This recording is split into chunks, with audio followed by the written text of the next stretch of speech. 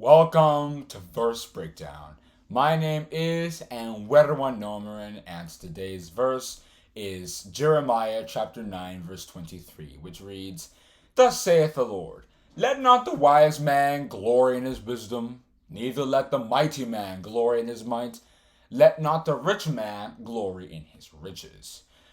Jeremiah was essentially telling us that we shouldn't be boasting and glorying in physical, ephemeral things that humanity has created, that God has no hand in, because ultimately they're vanity. And let's explore what I really mean by that. Let's look at wisdom that Jeremiah mentioned. Now, of course, I'm not talking about the wisdom of God, I'm talking about worldly wisdom, the kinds that humans have developed and created, that of science and technology and those kinds of stuff.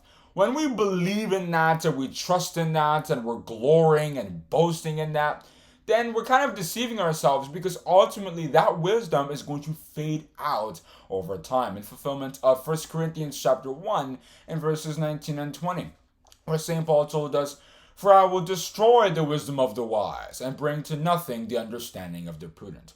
Where is the wise? Where is the scribe? Where is the disputer of this world? Hath God not made foolish the wisdom of this world?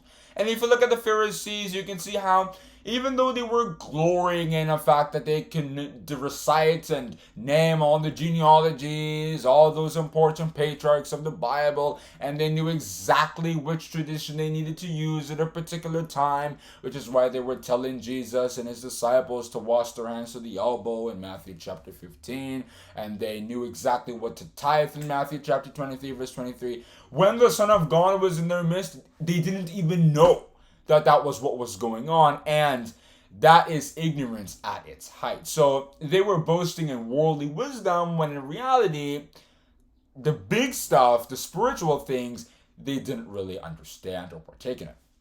Then if you look at might, it's the same thing. King Sennacherib was boasting and glorying in the amount of chariots and the amount of armies that he had, and the amount of fortified cities that he defeated in Isaiah chapters 36 and 37. But Hezekiah trusted in God and prayed to him, and God killed 185,000 of King Sennacherib's soldiers. That was why David said in Psalm chapter 20, verse 7, Some trust in chariots and some in horses, but we will remember the name of the Lord our God. And if you look at riches, it's the same thing.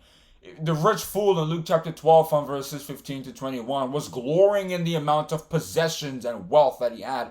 But then God said, you're going to die the next day, and what's going to become of all your riches and your wealth and all the glorying that you were doing with it? It's the same thing. All of this stuff, they're ephemeral. They don't last a long time. David said in Psalm chapter 49 from verses 6 to 7 concerning the vanity of riches, They that trust in their wealth and boast themselves in the multitude of their riches, none of them can by any means redeem his brother, nor give to God a ransom for him.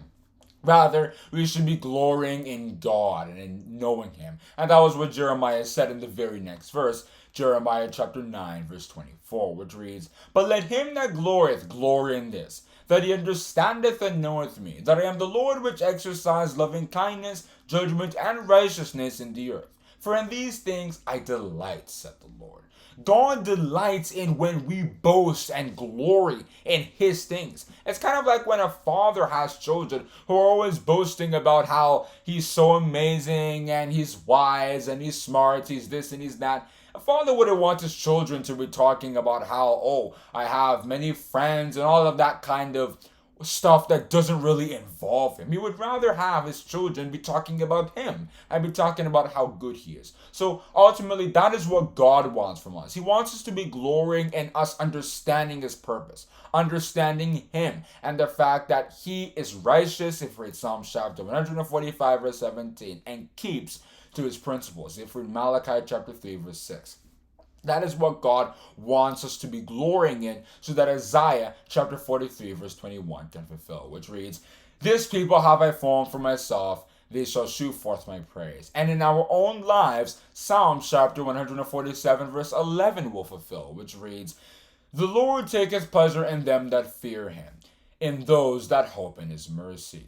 That verse will fulfill in the light of We will be blessed by God. Good things will come if we read Psalms chapter 84, verse 11, because we glory in God and not in things of the world. And that is where I'm going to stop on discussing that verse, Jeremiah chapter 9, verse 23, which once again reads, Thus saith the Lord, Let not the wise man glory in his wisdom, neither let the mighty man glory in his might, let not the rich man glory in his riches. If you enjoyed this video, don't forget to like, share, and subscribe, and hit the notification bell so that you can be notified when we make future videos just like this. Have a great day, and God bless you.